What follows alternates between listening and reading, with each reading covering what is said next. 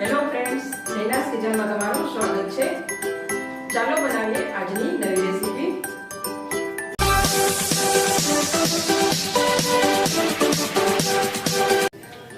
આજે આપણે બનાવીશું વ્રત કે ઉપવાસમાં ખાઈ શકાય તેવી ફરાળી સેન્ડવિચની રેસીપી। આ સેન્ડવિચ ખાવામાં ખૂબ જ ટેસ્ટી લાગે છે અને ખૂબ જ ઝડપથી તૈયાર થઈ જાય છે। તો ચાલો જોઈ લઈએ કેવી રીતે બને છે આ ફરાળી સેન્ડવિચ। ફરાળી સેન્ડવિચ બનાવવા માટે મેં અહીં 1 કપ મોરૈયો લીધેલો છે, તેને આપણે સાંબો પણ કહીએ છીએ, અને 1/3 કપ મેં અહીં સાબુદાણા લીધેલા છે।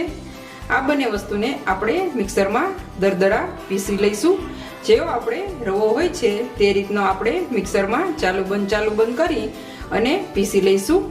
મેં અહીં બંને વસ્તુને આ રીતે દરદરી પીસી લીધેલી છે અને એક બાઉલમાં ટ્રાન્સફર કરી દીધેલું છે। હવે આપણે તેનું થીક બેટર તૈયાર કરીશું। સૌથી પહેલા આ બેટરમાં આપણે સ્વાદ પ્રમાણે થોડું મીઠું એડ કરીશું। 2 ચમચી જેટલું અહીં આપણે દહીં એડ કરીશું। દહીં એડ કરવાથી આ સેન્ડવિચનો ટેસ્ટ ખૂબ જ સારો આવે છે। પાણી એડ કરીશું। બેટર પતલું ન થાય તેનું તમારે ખાસ ધ્યાન રાખવાનું રહેશે અને બધું એકદમ સારી રીતે મિક્સ કરી લઈશું। સાંબો અને સાબુદાણાનો લોટ તમે 15 થી 20 દિવસ માટે સ્ટોર કરીને રાખી શકો છો। આ લોટમાંથી તમે બીજી ઘણી બધી રેસીપી બનાવી શકો છો। મેં આ લોટમાંથી ઘણી બધી રેસીપી ચેનલ પર આપેલી છે, તેની લિંક હું ડિસ્ક્રિપ્શન બોક્સમાં આપીશ, તેમાંથી તમે જોઈ શકો છો। હજી થોડું પાણી એડ કરીશું। આ બેટરને ઢાંકણ ઢાંકી અને 15 થી 20 મિનિટ માટેનો રેસ્ટ આપીશું, જેથી સાંબો અને સાબુદાણા એકદમ સારી રીતે ફૂલી જાય। અહીં આપણું બેટર એકદમ સરસ તૈયાર થઈ ગયું છે। આપણે ઢાંકી અને તેને રેસ્ટ આપીશું। ત્યાં સુધીમાં આપણે ફરાળી સેન્ડવિચ માટેનો મસાલો તૈયાર કરવા માટે મેં અહીં એક પેનમાં 2 ચમચી જેટલું તેલ એડ કરેલું છે। અહીં આપણું તેલ ગરમ થાય એટલે આપણે તેમાં 1 લીલું મરચું એડ કરીશું। 1 ચમચી જેટલી આદુ મરચાંની પેસ્ટ એડ કરીશું। 1/2 ચમચી જેટલી હળદર એડ કરીશું। અહીં આપણે આ મસાલો ખાટો, મીઠો અને તીખો તૈયાર કરીશું, જેથી સેન્ડવિચનો ટેસ્ટ ખૂબ જ સારો આવે। અહીં મેં 3 બટેટાને બાફી લીધેલા હતા, તે આપણે એડ કરીશું।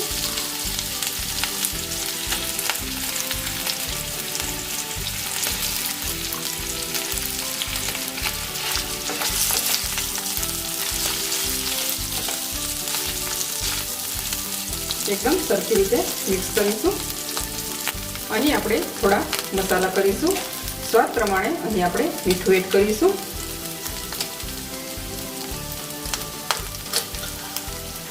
ધાણા જીરું પાવડર એડ કરીશું। 1 ચમચી જેટલું લાલ મરચું એડ કરીશું। તમારે જો લાલ મરચું એડ ન કરવું હોય તો તેને તમે સ્કીપ પણ કરી શકો છો।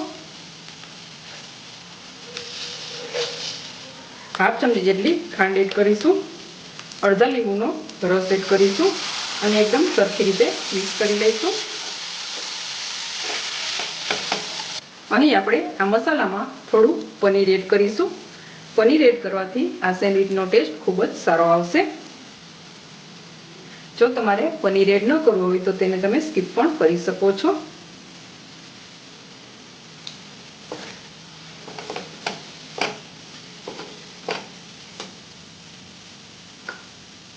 લીલા ધાણા એડ કરીશું।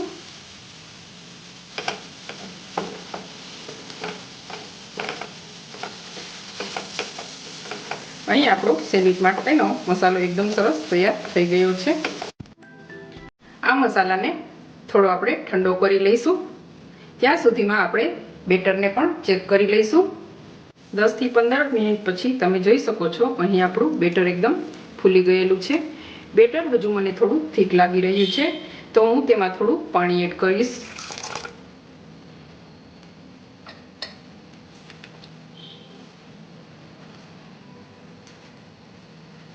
આ રીતનું તમારું બેટર તૈયાર થયેલું હોવું જોઈએ। આપણે તેમાં થોડા ચીલી ફ્લેક્સ એડ કરીશું, જેથી તે દેખાવમાં ખૂબ સારી લાગે। 1/2 ચમચી જેટલી આદુ અને મરચાંની પેસ્ટ એડ કરીશું। આદુ અને મરચાંની પેસ્ટ એડ કરવાથી આ એકદમ ટેસ્ટી તૈયાર થશે. અહીં આપણી સેન્ડવિચ એકદમ સરસ ફૂલે તેના માટે 1 pouch Eno fruit salt add કરીશું.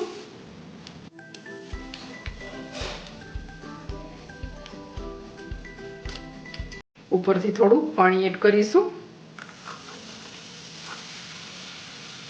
અને એકદમ સારી રીતે મિક્સ કરી લઈશું.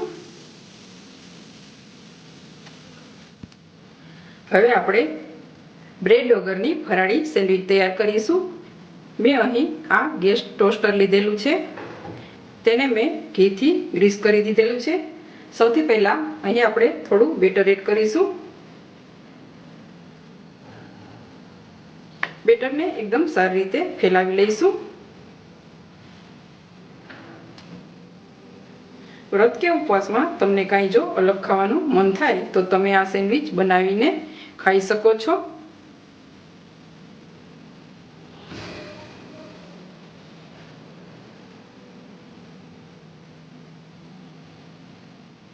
હવે આપણે ગેસ ચાલુ કરી અને 1 થી 2 મિનિટ માટે પહેલાં થવા દઈશું. ગેસની ફ્લેમ મેં અહીં મીડિયમ રાખેલી છે. હવે આપણે મસાલો એડ કરીશું.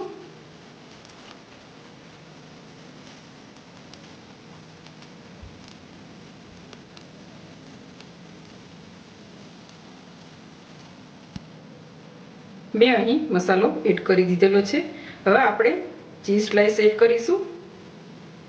જો તમારે ચીઝ એડ ન કરવી હોય તો તેને તમે સ્કીપ પણ કરી શકો છો, પણ આ સેન્ડવિચમાં ચીઝનો ટેસ્ટ ખૂબ જ સારો આવે છે.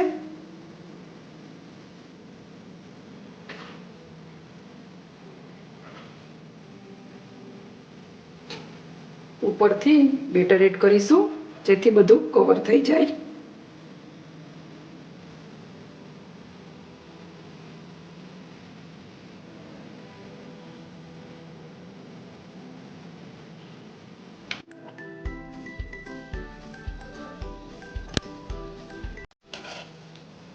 એકદમ સરખી રીતે આપણે બેટર એડ કરીશું.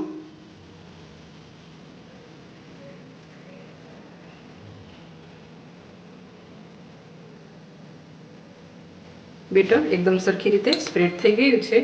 હવે આપણે પેક કરી અને 10 મિનિટ માટે ગેસની ફ્લેમ મીડિયમ રાખી અને ક્રિસ્પી એવી શેકી લઈશું.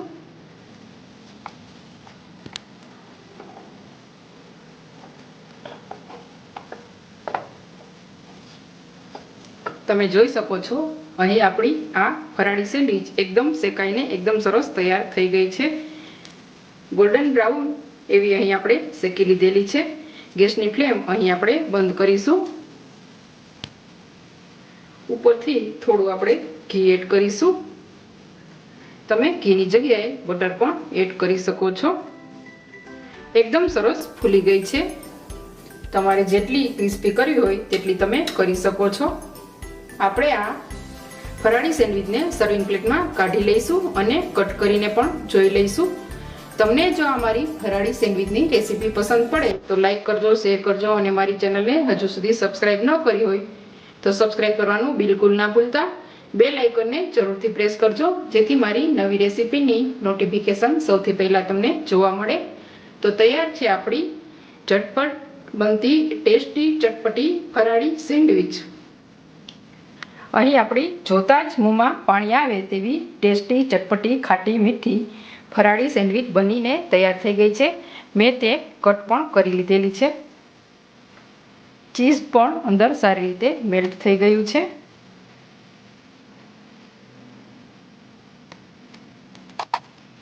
તો તૈયાર છે આપણી ટેસ્ટી એવી ફરાળી સેન્ડવિચ.